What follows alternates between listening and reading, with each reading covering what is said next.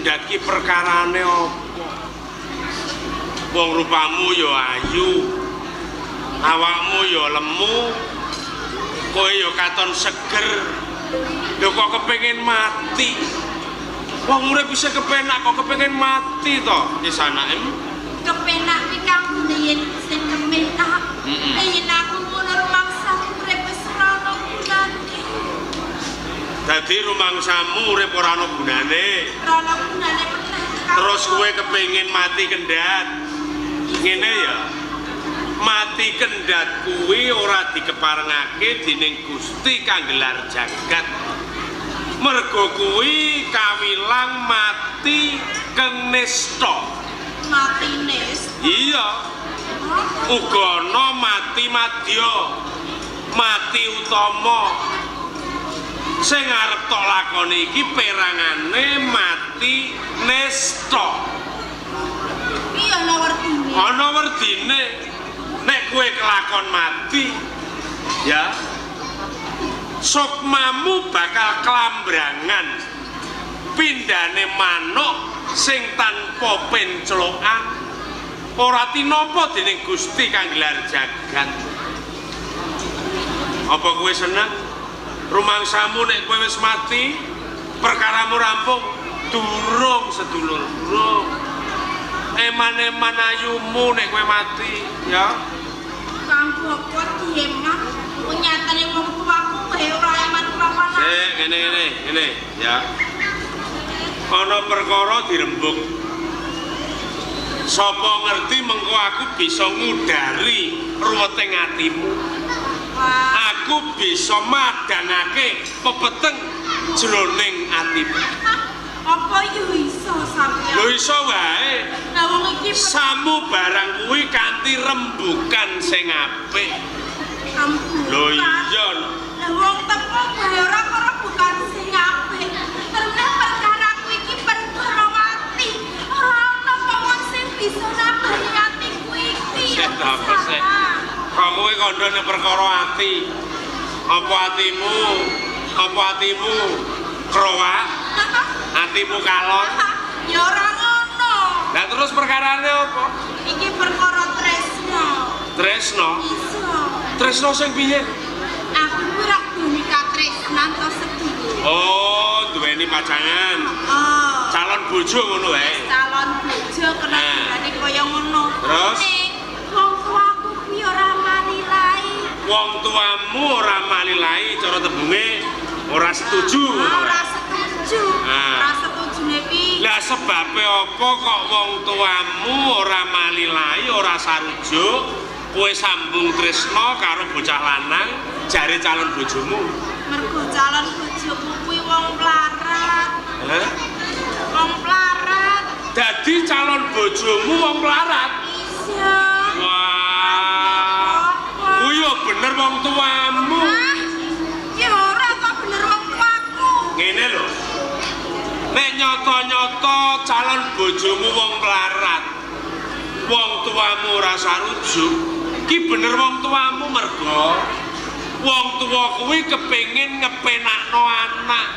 Nek tok lakoni, monggo ragat urip kuwi larang banget, akeh banget. Oh, iya ta ora? Ya bener. Nang sing jenenge bondo donya, ya mengko ora kena digoleki bareng-bareng. Lah umpama urip larat aku wae ya gelem. Aku ya lilo. Kuwi jeneng kesuwen. Hah? Mergo tak sawang kowe duwe pawitan. Pawitan apa? Lho pawitanmu rupamu ayu kuwi kok. Lah ayo dienggo apa? Lho. Sampeyan kuwi ana lembut. Wong ayu kuwi larang legane tak kandhani. Wong ayu larang regane lah rumangsane kok didol apa piye? Lho kuwi unen-unene kaya ngono. Kowe golek bojo sing sugih blegedu kelakon. Ora bisa ya sedulur, ora bisa. Ning desaku kono kuwi ora ana wong sugih. Aku dhewe ora tau ketemu lawan pawon sing sugih. Bener nek kowe iki wong cubluk, kowe wong bodho. Nek ning desamu ora ana wong sugih, golek saliyane desamu. Golek ning ndi aku dhewe ora tau teko desa. Ah, iki mergo saka cubluke atimu. cara tembung gampange kowe iki bocah wadon ning ora pengalaman ngono lho. Nek kowe iki pengalaman roh lor loh kidul etan kulon lho. Wong sugih iki pirang-pirang tak kandhe. Wah. Ning aku. Wis kene bae ya. Aku saguh tetulung karo kowe. Carane Nek pancen kowe ora sida mati, kowe ora mbacut nanggonmu kendhat, ya. Engko kowe tak golekno wong sing sugihe ora mekakat. Iya. Lho. Aja mung gawe senenge ngatiku to sampe. Aku kuwi ora ngapusi nek iya. Aku kandha apa anane? Waton kowe ora sida mati. Alah, perkara mati wis aku ora sida. Aku manut kandhane sampeyan. Tenane. Iya. Kene ya, Gat. Kene ya. Tak sambung tembungmu mau kok. Aku durung tepung karo kowe iki sapa? Iya, durung kenalan. Apa jenengmu? Jenengku Telase. Apa? Telase. Apa? Telase. Apa le? Telase. Malah iya. Nah, Bagus kok. Ini kok. jane aku wis dungu ning kudu erak. Hah? Lah sampean kuwi lho tak sawang Iya. kaya toko Mas Mlaku. Rumah jamu. Aku ki mau nyawang nggih blereng jane. Nah, Mas apa atom iki? iki jenenge Mas Inten Berlean. Oh, Mas asli niki. Asli no. Iki Mas Kalimantan. Ojo dicekel. Nek mbok cekel luntur kok. Kadare luntur. Tanganmu tak parah luntur. Ora pengen ketemu karo aku. Sampean niku sapa? Pengen ngerti jenengku? Asmaku. Ya, dirungono ya. Asmaku kuwi Raden Sancaka. Raden Sancaka anake bondo, putune duit, ponakane bang. Loh, sik. Loh, jenengane ku to? Iya.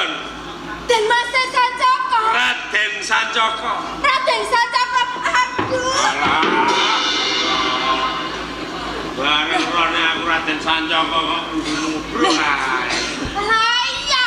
Kula mau jane nggih anu rada-rada capek. Wis nate krungu asmane. Pun kondya. Nah. Boten namung asmane lho, Den. Lah terus Ora ate ngerti gambare. tenane. Nggih. Ning ndi kok kowe weruh? Niku Facebook. Oh, iso. Ya wis nek kowe ngerti. Ngene ya. Sik, Bagus tenan e. aku matur nuwun nek kowe ora sida kendhat. Janjiku bakal tak udanani. Oh, Kowe bakal tak entukno wong sing sugih blegedhu. sugih mblegedhu. Iya. Nek napa nggih? Isih Joko, Sejoko. durung nate tepung wanita. Wih, Nggih. sakehi. Kira-kira saku ta ora? Lah, nek kula ngaten nggih saged mawon. Nek cara kula entuk piyayi niku, piyayine niku purun apa mboten? Mesti piyayine gelem ya. Kowe mengko mesti seneng atimu. Nggih. Bojo bagus. Neng janji lalekno katresnanmu. Sapa jenenge? Sikit. Sigit.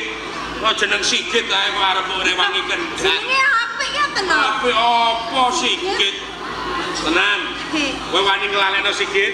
kok Naden paton kula mengke entuk ijole sing luwih bagus, sing sugih. Iya. Perkara sikit pun kula tinggal. Tenan. Nggih. Nek ngono kelakon kowe urip mulya Telase. Nek kelakon kowe urip karo wong sing sugih, bantalan duit, kasuran bondo donya. Rasane kaya apa kok turu bantalan duit. Iya. Ya. Lem ora Loh, nek turu bantalan duit nggih murah niku sing digolek. pengen weruh piyayine, Alah nggih. pengen ngerti calon bojomu. Calon bojo kula sinten? Tenan? Nggih. Calon bojomu ora ana liya, aku dhewe. Satu bilang. Kok kaget malah. Ya. Nek ngono kowe nampik karo aku. Boten kok kula niki nape. Sampai niku kaget. Hah, sampai niku mesti ngapusi. Aku ora ngapusi. Jenengan beda to. Ngerti kowe sepisanan tuwuh rasa tresna jroning ati Kang Jero. Aku kepengin tetulung karo kowe. Eman-eman ayumu nek kowe mati sih. Wah, kowe pantes dadi bojoku. aduh. Sinanding karo piyayi. Yen kowe gelem tak boyong ana ing Katemenggungan Parang Kencana. Boyong. Tak boyong. Katemenggungan. Tak tumpake kereta. Tak pamerke karo wong tuaku. Dadi mantune Tumenggung Brajawiguna. Piye? Wes kari kowe lho. Kari kowe gelem ya monggo, ora gelem ya ora apa-apa. Ampun ngaten ati. Iki mumpung ana kalodhangan wektu tur ikhlas ing atiku. Niki Kira-kira ketampa apa ora? Mboten. Lahir batin tenanan sih. Kok niki nyipi napa nyata to, Dek? Kowe ora ngipi nek ora percaya tak jiwit. Ora ta? Aduh, jenengan niku lho. Tegese ora ngipi iki kasunyatan. Loh. Nggih. Aduh, yen Mas. Kari wangsulan gelem karo ora kok suwe to? Loh, nggih. Lah senajan to kados pundi kula niki tiyang desa rak kula pikir. Nggih yen panjenengan niku tresnane lahir batin. Kudune ora usah dipikir mergo tresnaku lahir batin sih. Piye? Lah mengke jenengan nek pun gadah wanita Aku kuwi ora nate miyos saka ing dalem Katemenggungan. Apa meneh tepung wanita. jenengan niku Lagi pisan iki mau ngepasi ketemu kowe ateges jodoh sih. niku mboten sengaja ketemu jodoh nggih. Jodoh. Ah, iya. Iki mau aku lendang miyos saka dalem Katemenggungan ya. Nggih cocok. Ye, gelem apa ora? Nggih, Mas. Ana rezeki nomplok lho sih, rezeki nomplok lho sih. Ah, nggih niki. Kari kowe lho. Iki mboten namung rezeki. Niki kanugrahan sing gedhe muga kula den Mas Sancaka. Apa sih? Pinto pancen tresnanipun lahir batin. Iya. Sinten wanita ingkang purun apik tartamtu kula saged den. Dadi kowe sagu? Kula saged. Ora kapeksa? Boten. Lahir batin? Lahir batin den. Ini ya gatel alah ya. Hari gelem kok dijaluki ambu kok ngomong. Ah, kula niki tesih wedi. Ora usah wedi. Mergo iki gegambarane tresna lahir batin karo. Kula niki gadhahi katresnan, ning boten nate kok kula niki dicedhaki kados ngaten. Tenane. Nggih. Sumpah, Sumprit to. tenan. Tenen Disekseni danyang kene. disekseni danyang mriki. Ngene ya. Etok-etok mbah danyang. Ah, ono. Ono etok-etok. Boten saestu kok. Nah, ya wis. Nek ngono aku uga lahir batin tresna karo kowe. Samutuwe aku bakal tanggung jawab. Kowe bakal tak mulyakno cahaya. Aduh, boten sabar kula ngentosi. Aku kepengin bukti yen pancen nyata kowe tresna kan. Carane pripun? Carane aku kepengin krungu marang suara. Niki pun ngaten lho. Tegese ora swara sing metu saka kedaling latimu. Oh. Ngaten. Iya, Sayang. Oh, nggih nggih nggih. Ayo, Ah. coba dikatonke suaramu.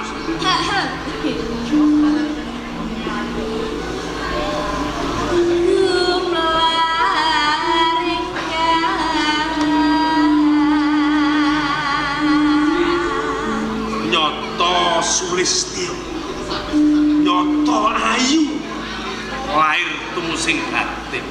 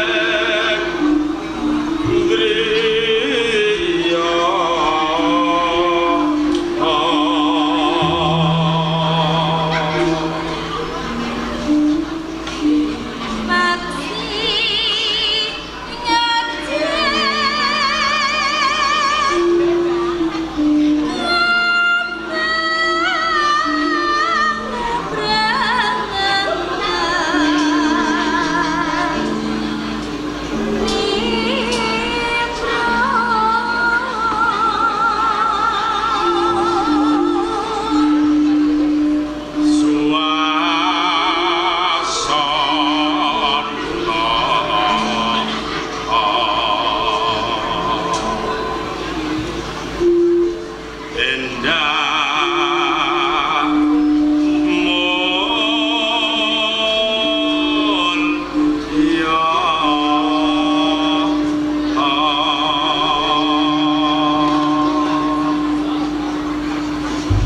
Lir tamane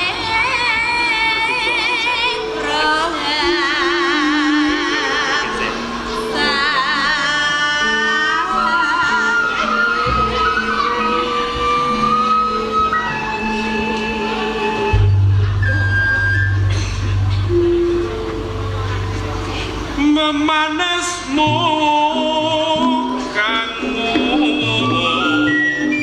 jiwa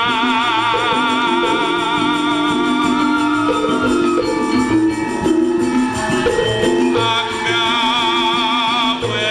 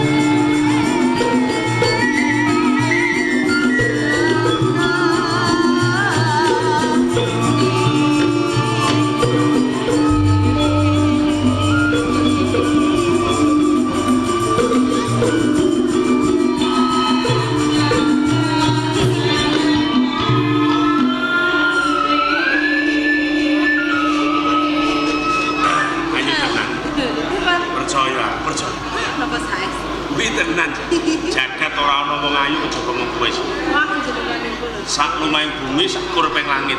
Mung kowe sih. Sami mawon kata. Namung panjenengan Kyai sing bagus ingkang kula tresnani. Teman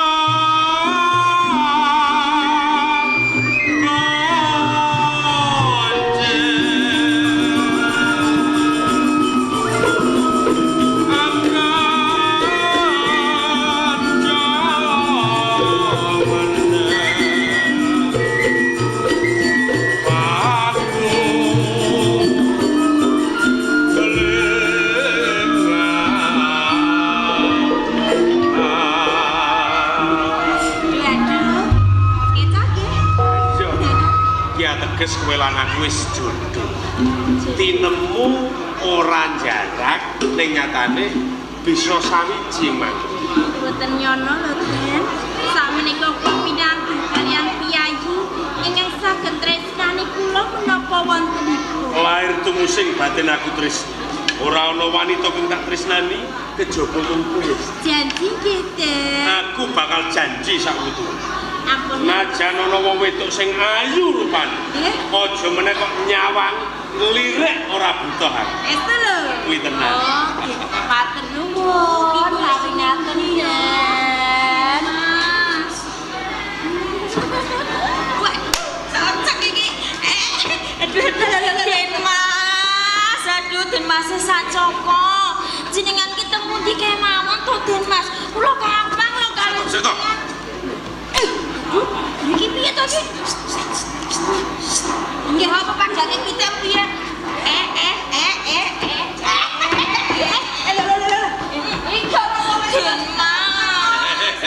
Iki teko Pak Bedu. Rono ae. Muncul. Lha kok bisa brono cacek-cacek rasa. Den, mriki lho. Rugi apa tandel apa arep tak demek, arep tak rakon. Lah wong iki ki calon bojoku. Ndek, eling to. Eling apa? Lha wetengmu. Lah gini, wetengmu gedhe kok kowe sembrono. Weteng gedhe ki aja sok seneng cacek-cacek karo priya. Sing kleru kuwi kowe. Wetengku gedhe iki mergo aku goleki calon bapak. Lho goleki calon bapak kok kowe kanggo katresnanku.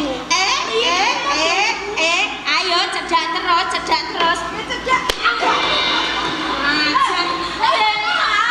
Cedak kan pripun Den Mas ya? Den, iku sinten? Ora ono. Den Mas kira teko karo kowe. Pikir. Adong.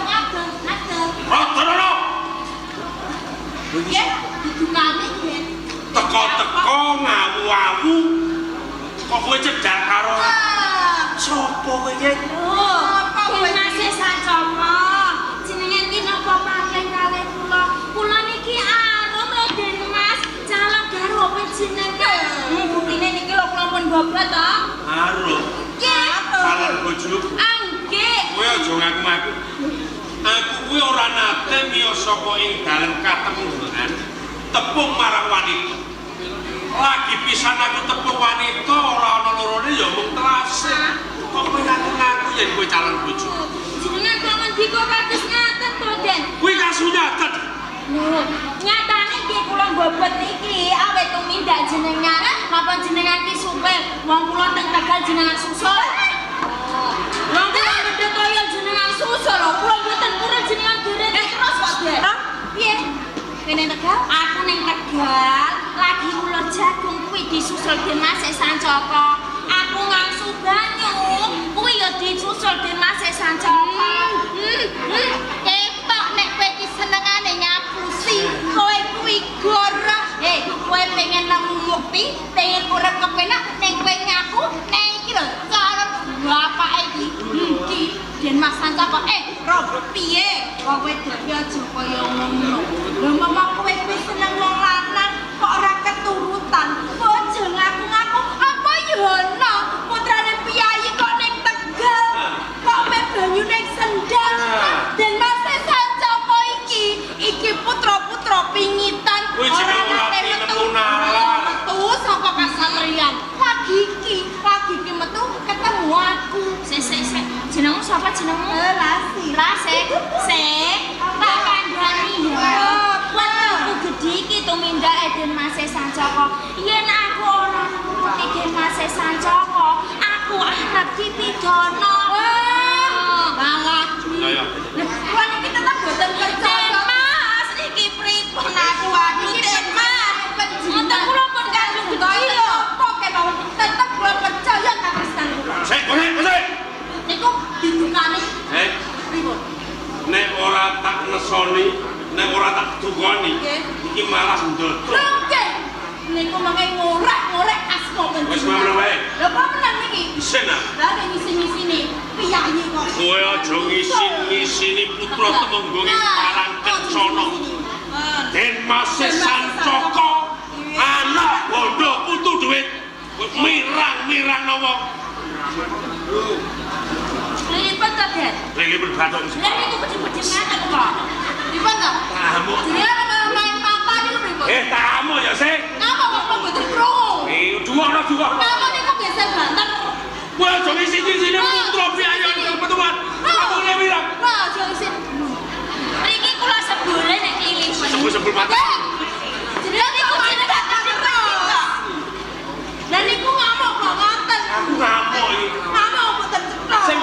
saiki mau ketekan abang aku sih.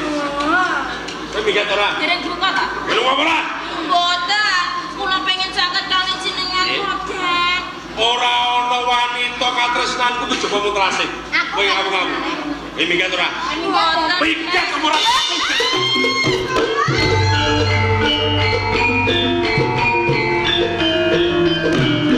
Ngono ya aku lagi percaya.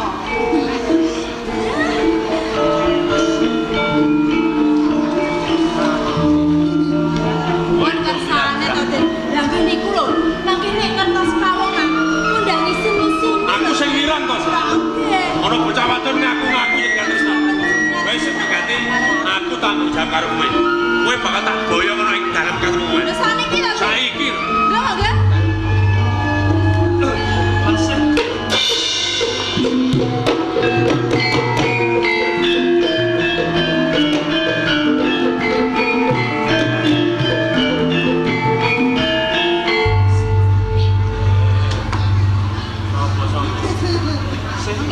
Guyu-guyu ditakon sapa kok? Anu. Kaya wis tembung. Lempon ah. Anu niku. Aja nanu-nanu lho kan. Niku lho. Apa? Sigit. Dadi sing jenenge Sigit ngono kuwi. Matene wong. Lah kok ngono kuwi jenengan niku ngendikane ngono kuwi. Kuwi lho kaya pertulung kaca. Sik. Lho ngono kok ora wani kuwi kan datose. Lho model ngono kok ya. Injih. Aduh wong sewu. Datang desa niku sing jenenge Sigit niku nggih paling bagus. Dadi ning desamu ora ana wong ganteng, ora ana wong barek, kejaba Sigit. Sik. Iki piye to? Lah ya. Apa kan? Aku ki bingung golek kowe lho. Jebul kowe malah nang sak pinggir segara cedhak karo wong lanang. Ayo bali. Singgo karo bapak iki. Tangane. Kang Sigit, wis ta ora usah goleki aku. Saiki sampean nang Bali wae. Bali. Aku mau dikongkon bapak karo Singgo kok golek kowe. Kongkon apa? Kok malah cedhak karo wong bagus kae. Sopo kan? Kae. Oh, pengen roh. Ini dhewe. Pengen ngerti. Dia niku sinten? Pengen tepung. Kados dene tiyang dhuwuran. Raden Sancaka anak bodoh putu duit ponakane Bang.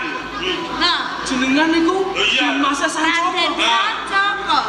Yen pangapunten Den kula mboten ngertos. Wong Lah sugih. panjenengan niku kali luhur. Sawangan kan? Ora butuh sembah. Nanti yo kan? Kaya Mas mlaku ah. Iya. Ah. Malah mencolok malah repot. Aja cedak-cedak Kang, aja cedak-cedak. Ayo saiki kowe bali karo Perkarane apa kok kowe nyampe karo kelas? jenenge mboten ngertos nang pripun.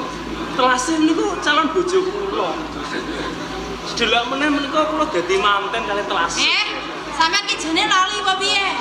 Pancen aku ki calon bojone sampeyan ning bapak karo Singgo kira sarujuk mergo sampeyan kuwi wong mlarat. Wis to, nek perkara tresno saiki dilalekne, saiki putus. Aja kandha ngono to, Sek.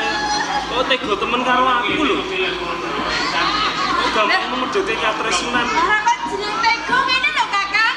Jenenge wong wadon kuwi pamata omah-omah, golek bojo, urip mesti kepengin enak lan kepenak. Lha tinimbang urip rekoso karo wong mlarat, ra luwih becik milih sing bagus terus meneh sugih. Bener.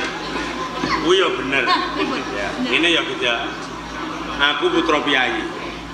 Putrane wong pangkat ana ing Parangkencana. Aja nganti aku diarani putra piyayi sing melangsara. Sing kulino ngrampas marang kamar dikaning liyan. Saran jenengan ku Lah iki ngene wae. Ya sing wis ya wis. Saiki sing durung ditata sing apik. Nek pancen telase iki calon bojomu, nggih katresnan. wis mbok taleni apa durung? Sampun. Nah. Niku mun kula taleni padha karo cemek wingi niku Den. Estu niku estu. Dadi nek wis mbok taleni ateges wis ana Pengiset kanggo omah-omah. Sampun, Den. Ngene wae. Aja nganti aku diarani misano rasa tresnane antarane kowe lan Telase, ya. Saiki aku bakal nodi karo Telase. Kabeh kuwi sing nglakoni Telase. Ternyata panjenengan ditresno karo Telase. Iki mau pancen ana rasa tresno mergo Telase arep kendhat tak tulungi. Njur ana sambung tresno karo Telase. Ning gandeng wis kasunyatan bener-bener nek kowe calon bojone Telase, ya wis mbok taleni ya. Saiki aku bakal nodi karo Telase. Nek pancen Telase milih karo kowe, monggo. Kuwi hak Telase. Ning nek Telase milih aku, kowe ya aja nesu ya. Kabeh kuwi sing nglakoni Telase. Saiki gantung Telase iki mau. Nah, sih. Lho pripun to, Den? Kari kowe milih aku monggo, milih Sigit ya monggo. Ya. Nek kowe milih Sigit, rekoso selawase. Nek kowe milih aku, penak selawase. Gumantung kowe sih, ya. Ana rekoso karo penak, mbok pilih ndi? Oh, ngoten. Kowe milih Sigit monggo, milih aku ya monggo. Oh, ngoten. Aku mbok tampik, ora apa-apa sih. Kuwi hakmu. Ning yo eling, urip karo wong larat rekoso lho sih. Nggih, Den. Nggih, Den. Aku kuwi ora gudeli lho sih, aku ikhlas lho sih. Ikhlas nggih? Lho iya no. Nek kowe urip karo wong larat wis rekoso pokoke. Pengen turu ning kasur, apa kepengin turu ning galar? Kakang Sigit, sampean ra ya wis ngerti dhewe. Pancen mau aku cedhak lan rati Iki kan lho sih dipikir tenanan lho sih. niki kula lebih mikir kula niki ajeng matur kok, Den. Iya. Kang, aku ki ngerti kok jane nek tulus nggone sampean ki tresno lan aku. Sampean rewang perkoso rewang nyambut gawe bapak lan simbok ki bot-bote mergo sampean iki pengen duwe bojo. Alah suwi dhewe sih, milih kula Aku tuh ya kuwi ngerti perkara iki. Nanging Sampean iku sabar lho, Den. upama perkara iki urung anggonku omah karo pun mesti aku iso tur meneh. Tak rewangi saben dina aku nyambut gawe nyewahi wong tuwa supayane awake dhewe diwenehi lah diwenehi restu karo wong tuwa. Saiki wong tuaku malah layu Kakak. Kula Kakang Sigit, aku wong wadon ki yo ora bodho. Sampeyan tresnane lahir batin lan aku, terus sampeyan ki wong yo jujur, lempeng ganteng, ora tau menggok nengen. Bojone wong wadon sing dadi bojo sampeyan Kakang. Tenan lho sih. Kula Kakang Sigit, lah yen umpama lho aku iki lho, kok dikongkon milih sampeyan karo kae. Masih Sancoko. Lho, lah mesti wae aku rak milih Dimas Sancoko.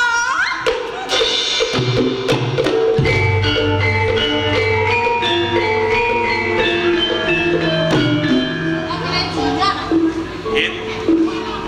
Wis ana prajanjen. Saiki Telase milih aku. Ora usah susah. Ora usah nangis. Aja nangis. Ateges Telase dudu jodohmu. Ya, upama mau milih kowe aku ikhlas kok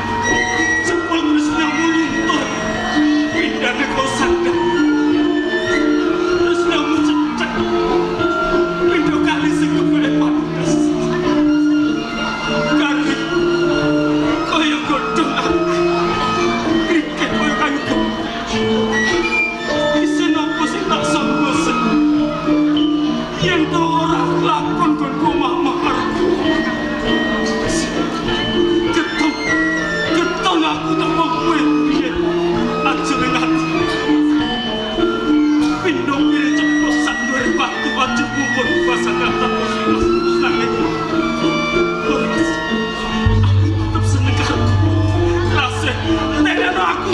Telasen, Deni telasen.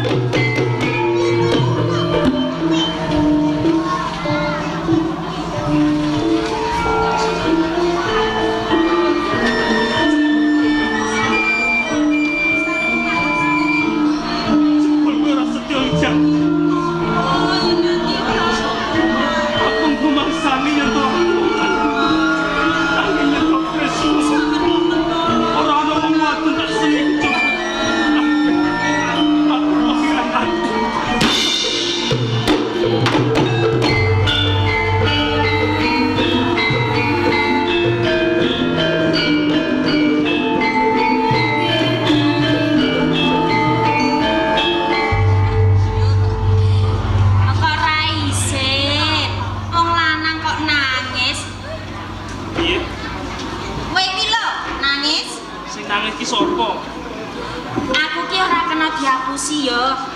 Lomu isih kleweran. Kleru. Lah kok kliru? Kira ora nangis. Lha apa? Aku kelilipen mau lho meneng kayu kae.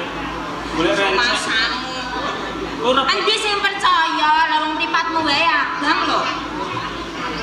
kok ora mlebu ambemu lho. Lah kok ngono? Lha kowe ya padha wae kok wadon nangis sak pinggir ngalas kene. Siapa nangis? Ya iku. Aku ki ora nangis ya. Ki mau ki tak ucek. Ndi percaya perembak-perembi awit mau. Ora ngono lho. Bangeten iki kowe kuwi. Lah kok bangetan? Dalan semeno ambane lho. Aku ya dadak nabrak aku kok ya kurang dalan. Wah, ngono kok malah nyalake aku. Lho iya. Sing kleru kuwi kowe. Kok klerono aku? Lah aku ki mau mlakuku nyingkor. Dadi mlakumu wit kono mau ngungkur. Ah, iya. Ya padha wae. Mlakuku wis saka lor kono mau ya ngungkur dadi ora ngerti ya kowe ning ndi. Lah yen kaya ngono lek padha salahe padha klirune. Aku pengen tetepungan entuk ora. Iya. Ya wis ora apa-apa. Jenengmu sapa? Tetepungan wae. Aku. Lah sampean ki sapa? Aku Sigit. Oh, Sigit. Ki mau kok nganti kowe ki nangis jane perkarane apa to, Sigit? Perkarane di wong wadon. Wong wadon. Aku lagi berdeket, lagi berdua. Ada apa? Dekat tresnan. Lah yen kowe iki pedhot katresnan ra gampang. Disambung meneh. Tak tali kayak gampang lah nyambung. Yen katresnan kok disambung kok yo iso. Mesti kowe bareng kok yo nangis sak pinggir alas kene jane apa? Senjalane apa? Iya. Ya wis, ngene lho Sigit. Ki mau aku ki nganti nangis wong pating klewer kaya ngene, padha karo kowe kok Sigit. Aku yo pedhot katresnan. Iki aja nyemoni aku lho, sing pedhot ki aku kok malah. Aku ki tenanan yo Sigit, aku ki ora nyemoni kowe. Tremene aku yo ora ngapusi. Dadi tenan. Iso. Kok padha karo aku. Katresnanmu jenenge sapa? Ken Mas Sancoko. Sapa? Den Mas Sancoko. Den Mas Sancoko. Iya. Iya Den Mas Sancoko kuwi sing kaya pacanganku. Lah sik. Pacanganmu jenenge? Kelase. Wah, yen kaya ngono ya padha wae. Katresnanku Den Mas Sancoko kuwi, dia ya telase. Yo, perkara iki aku yo ora kleru lho. Aku ora ngerti. Upama telase milih Den Mas Sancoko ya wis pas. Dene wong sugih, ana wong pangkat, bondo dunyane ya akeh. Lah yen pancen kowe iki tresna tenanan karo telase iki mbok digondheli, aja nganti kepencet karo wong lanang liya. Ora kurang-kurang gondel-gondeli ning nyatane. Bebasan tak gendong bojo gendongan iku telase. Mergo janjiku mbiyen yen ora kelakon bebarengan urip karo kowe, aku becik kemekane pati nanging pas nyatane koyo ngene. Aku malah dilarani ati. Kowe jare dilarani ati. Iya padha wae kok Sigit. Upama iki tembung upama. Upama awake dhewe nyambung katresnan ngono. Katresnan sing tegese Kowe karo aku urip bebarengan. Perkara kelase karo Den Mas Sancoko sakmetara disisihke. Aku ngerti atimu lagi wae loro. Mbok menawa mengkone kowe karo aku saben dina srawung, saben dina cedhak, sawo-sawo nyambung katresnan. Perkara iki mengko iso ilang sithik bos. iya. Ayo Pawang Sulang. Terus Demi. wah, ya wis ngene Sigit. Aku gelem kok Sigit nyambung katresnan karo kowe. Tenan? Iso. Ora betul. Ora. Mergo aku ora duwe apa-apa lho. Ning janji kowe nampa aku apa anane to Sigit? Aku bakal nampa kowe apa anane. Waton kowe bisa nampa aku apa anane. Wah, yen kaya ngono ya cocok. Gelem tenan? Gelem Ora aku. keton. Iya, Cocok. Aduh, yen kaya ngene aku ya bunga aku seneng. Ngosek. Apa? Jabang basi. Kowe iki kowe meteng. Iya. Mateni wong. Lah mateni wong iki piye to? Nek ora iku rugi aku jajaga kok untuk kowe meteng. Wah, Lah yang kliru kowe. Piye? Ora usah rekoso gawe wis dadi. lah kleru. Enak. Padha kebo mangan karo. Sing tegese. Remung jero ora ketara ora ngene carane. Ning ki mau janjine kepiye lho?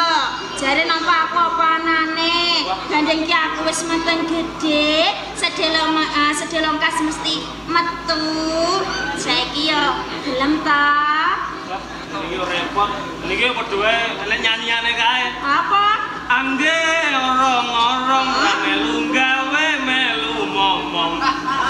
Lah ya mula kuwi bathine yo pancen iki kok Sigit. Piye?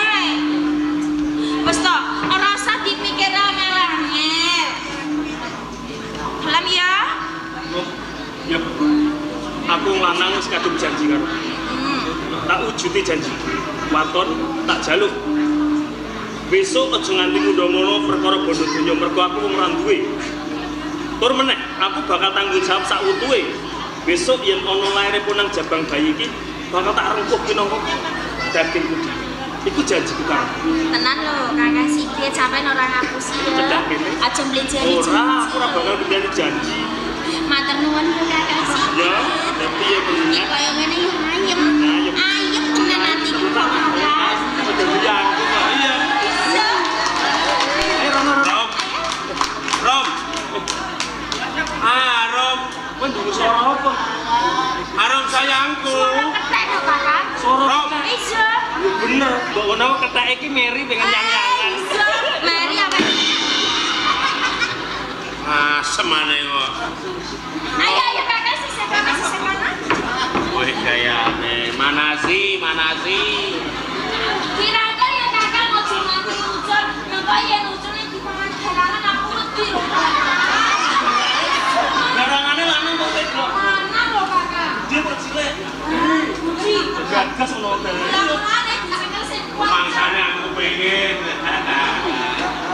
Masane kepengen. Kepengen aku masane. Kepengen aku masane. Iya, nak. Kepengen.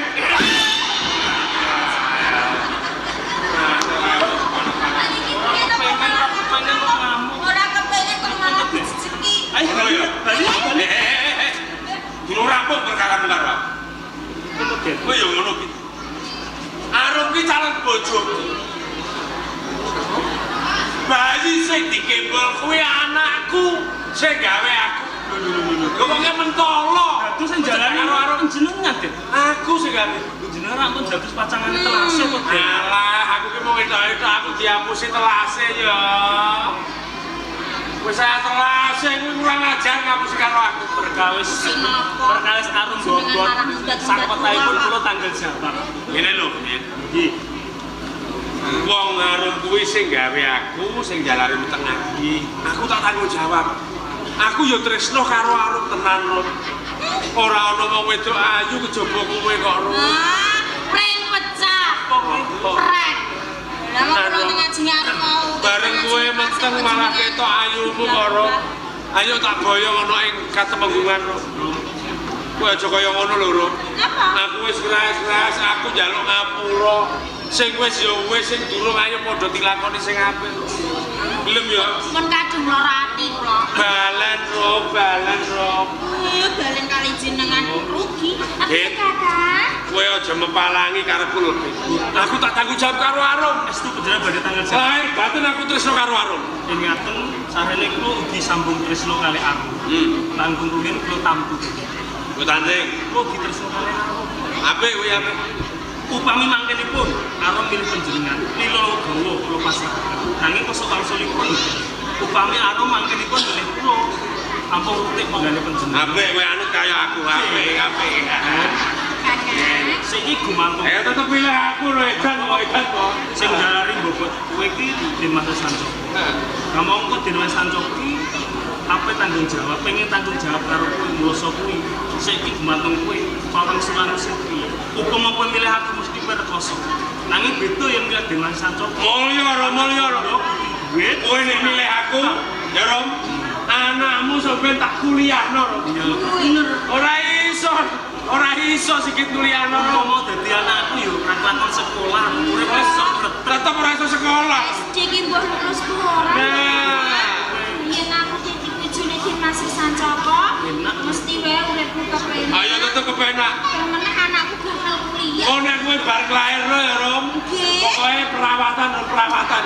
Woi, teh salon nggih. Tak tukono susu Susu napa? pemutih. Susu kok Kinclong. Kakang Sigit. Tetep bilang aku. Ji ngeten lho, Den. Kula mbobot kados ngaten iki rak awit tumindak panjenengan. Iya ora tak selahir. Nggih, kula ngertos jenengan menika sugih bondo donya. Lho, iya. Anak bondo Untune dhuwit. Ganten kalih Kakang Sigit. Ora bekecot lho. Nggih, kula niku kepengin urip sing mulya kok Dimas Sancoko. Mawi ngaten. Kula milih Kakang Sigit. Tenan, kowe pilih aku, ora ketun. Ora.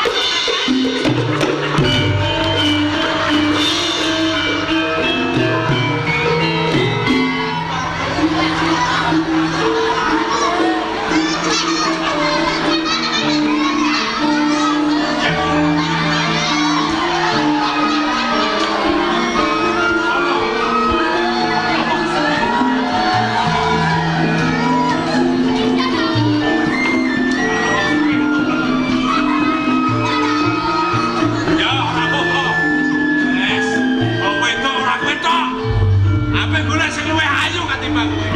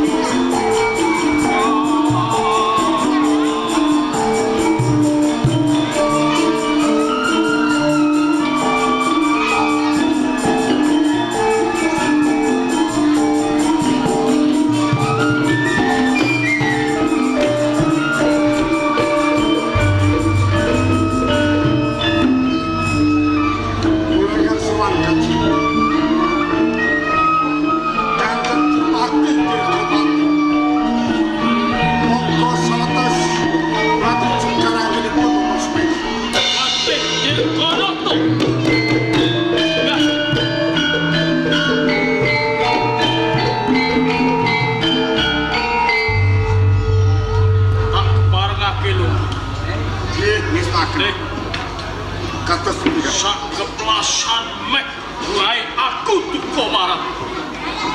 Kawis Barang tak gagas reh ning kowe kiwi pinangka warangka ana ing Kabupaten Trajumas. terus Langka yen ora ana wigati nganti kowe jugarake marang nggonku sek. Banjur wigatine ngopo teh? Kanjeng Dipati Dirgopati. Saderengipun kula nyuwun pangapunten ngantos kula kumawani minggah ing sangkar pamujan jugaraken anggenipun Kanjeng Dipati. Iya, ora sadya. Jalaran wonten atur ingkang badhe pocaken wonten ngersanipun. Yen pancen aturmu wigati sambung karo negara Intrajumas mulai enggal maturute. Kanjeng wekdal menika wekdal pisowanan agung. Iya. Wiwit Nayaka Tamtama lan kawula sami nebaki pendopo ngantos dumugi ing Pangurahaja. Ing wujud nengga dawuhipun Kanjeng Dipati Dirgopati nanging Kanjeng Dipati boten enggal miyos saking sangkar pamujan niki dados pangantuanipun kawula ing Trajumas. Patih Dirgono. Ya. Ojo tok kira aku ngiwakake marang kabutuhane negara lan kawula ing Trajumas. Kaporo aku menggalihake kawula ing Trajumas. Nganti tak rewangi aku saben pendak pisuan aku. Ninggalke pendopo ing Trajumas. Aku mung enak kapenak sing tegese aku mumpun swedi meminta marang kanugrahaning Bathara kang Maha Agung. Jalaran aku duwe gegayuhan mulyake ngayemi marang kawula ing Trajumas. Dados niku perkawis Nah, ngantos panjenengan nilaraken kewajiban rikala ing pasewakan. ngerti ya. Tenaning aking para kawula ing Trajumas padha munjuk atur marang aku. Yen aku salah sawijining pengayoman sing kurang adil, sing kurang migatekake marang kawula kabeh ing Trajumas, apa sing dikarepake para kawula? Menapa Ora ana liya rupa ing Kabupaten Trajumas karana ngrembakaning para kawula ing Trajumas. Nah, akeh para kawula sing padha bebodro tegese nyambut gawe ing negara liya. Nek perkara iki ora ndak tranggulangi, endi rasa tanggung jawabku nggonku ngayomi marang kawula ing Trajumas. Kanjeng Dipati Dirgopati Iya, menawi penerbade mulyakaken kawula wonten ing Trajumas lajeng ngangge margi kados pundi mamrih kawula ing Trajumas saged mulya gesangipun. gelem ora gelem aku kudu jumangkah ngrebut negarane liya. Rebut negara sanes. Kanjeng menawi kados ngaten pangandikanipun Kanjeng Dipati tanurunga mangke badhe tuwuh perang. Iya. Menawi kelampah tuwuh perang pinten kawula wonten ing Trajumas, pinten prajurit wonten ing Trajumas. Menapa boten nyemak kesanipun kawula? Jer Basuki mawa Prabeyaya teh. Basukine yen aku ngebut negara liya, aku entuk kamenangan. Atus negara liya tak telukake, aku bisa ngamulyakake marang kawula kabeh ing Trajumas. Nah, ora ana liya negara sing bakal tak rebut ing parang kencana sing diratoni dening wangsa dewa. Pancen boten namung cekap ing kabar. Parang kencana niku bumine subur makmur loh sinawe boten langka. Nek kawula wonten ing parang kencana niku sami saged mulya. Yen kaya ngene titehne aku duwe kadang sakloron. Brajadewi lan Handaka timbalana supaya marak ana ing kok katene wis arep dalem.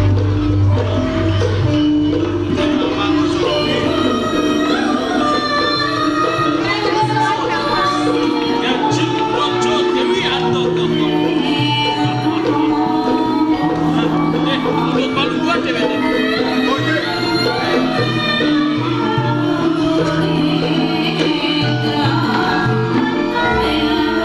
Mas Handaka lan Gajeng Brajadewi. Iki dudu titiwancine sliramu ndak timbali. Jalaran ana wigati sambung marang negara ing Trajumas. Wonten wigati sambung negari wonten Iya. Trajumas. Menapa wigatinipun Kang Mas? Sliramu sakloron bakal tak jak tetimbangan. Kun Kakang duweni gegayuhan pengen lokake ing kraton Parangkencon.